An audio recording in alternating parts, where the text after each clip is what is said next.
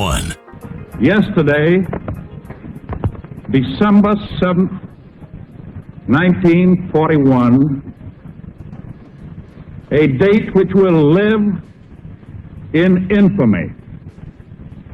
The United States of America was suddenly and deliberately attacked by naval and air forces of the Empire of Japan.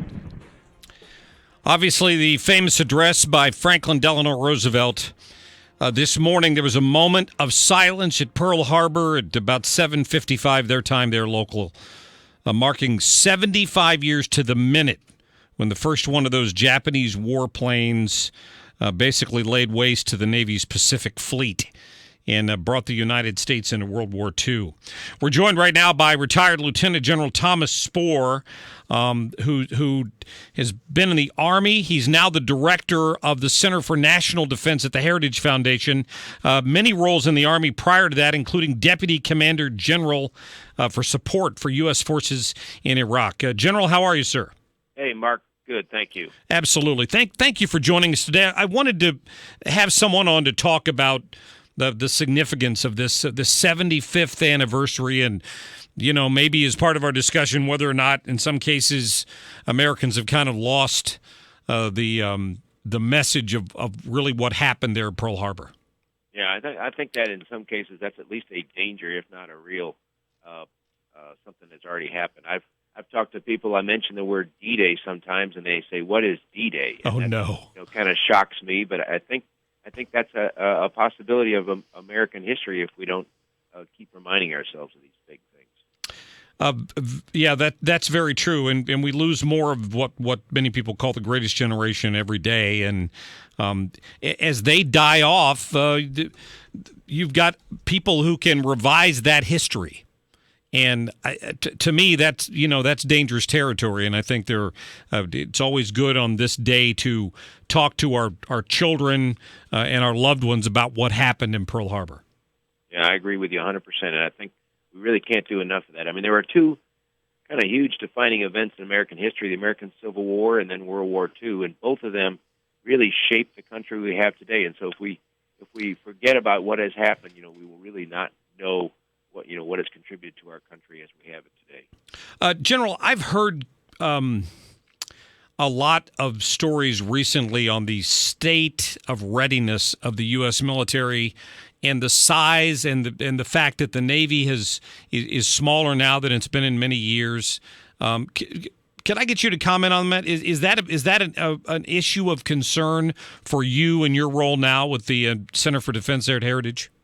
It sure is, Mark. We have been doing an annual assessment now for a number of years, and it's our belief that the American military is both smaller than it should be, and it's also not as ready as it should be. As you suggested, the Navy is as small as it was now since World War I. The Army is smaller now than it has been since 1939, just on the cusp of World War II. Readiness, like our pilots are not getting enough hours to fly. They're just not having enough time, so they're not becoming proficient in the cockpits. And then we hear reports of not enough spare parts, so people are having to cannibalize other platforms to keep their stuff running. So I think it's a real concern. It should be a concern for all Americans, and we're frankly a little disappointed that you don't hear much about this coming from our national leaders. Very true. It was one of the Japanese generals, I believe, who said after Pearl Harbor that he was afraid they had awakened a sleeping giant. And we sort of have a history of that. Sometimes we have to be jarred out of our lulled state till we react to a threat. In this case, it was the Japanese. Maybe on 9/11, it was radical Islamic terrorism. In your opinion, with the appointment of General Mattis, and also the appointment today for the Department of Homeland Security, which is General Kelly, do you see those as good steps moving us back in the right direction? I do, Mark. I think both the guys you just mentioned are students of history, well-read. I mean, the American military has a history of not being ready at the start of a conflict or failing to anticipate. You can look at World War I and what we're talking about today with Pearl Harbor. It did shock us into action. But unfortunately, we had to suffer, 2,403 killed in action in order to get the sleeping giant woken up, and that's just a tragedy. As is our performance at the start of the Korean War, where we lost an entire battalion or two just waking up to the threats we face. Hopefully, these individuals will be able to look forward, look at the lessons of the past, and increase the readiness of the military. Let me ask this hypothetical. If it was General Spoehr who had been appointed Secretary of Defense, what would your priority be immediately upon taking that office? What do you think the top priority has to be for the new Secretary of Defense? They talk about whenever you're faced with a huge disaster, at least first stop the thing from getting worse. So, like, cap the oil well or something like that. Right now, the Marine Corps and the Army are still in danger of shrinking. So I would stop the bleeding, if you will, preserve the end strength of the Army, the Marine Corps, and the other services that are actually on a path to go down. And then I would deliberately start building and buying more of the capabilities we need to rebuild our military. More fighter aircraft, some ships, and Army tanks and fighting vehicles. Well, but hopefully they've got the cooperation of Congress to go along with that now, and I'm hopeful, looking forward, that they can get this done. I think they've got the people in place. What's your position on that? Do you agree?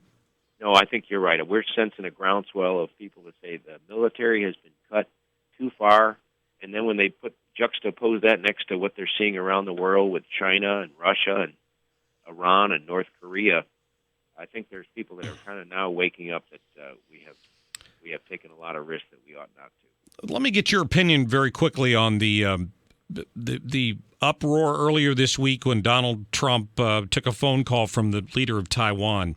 We had former Senator Jim Talent on my program this week, and he said he was frankly glad to see that because he felt that in recent years we'd tiptoed on eggshells too much around China, and he was kind of glad to see Trump stirring up the pot. Positive or negative, in your opinion?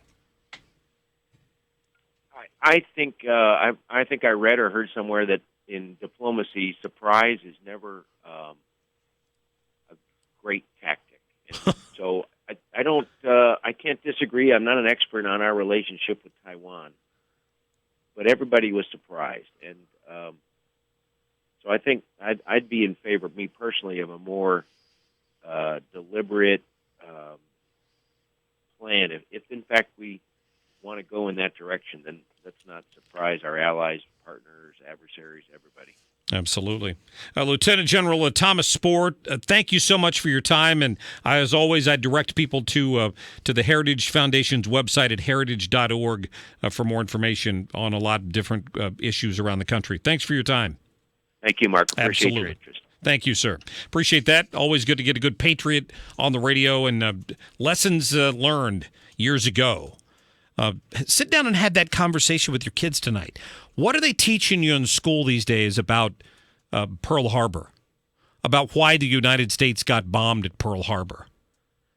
If they're teaching you that somehow the U.S. asked for it, set them on the right path. Don't let these revisionists change history. It's simply too important for us to have learned that lesson.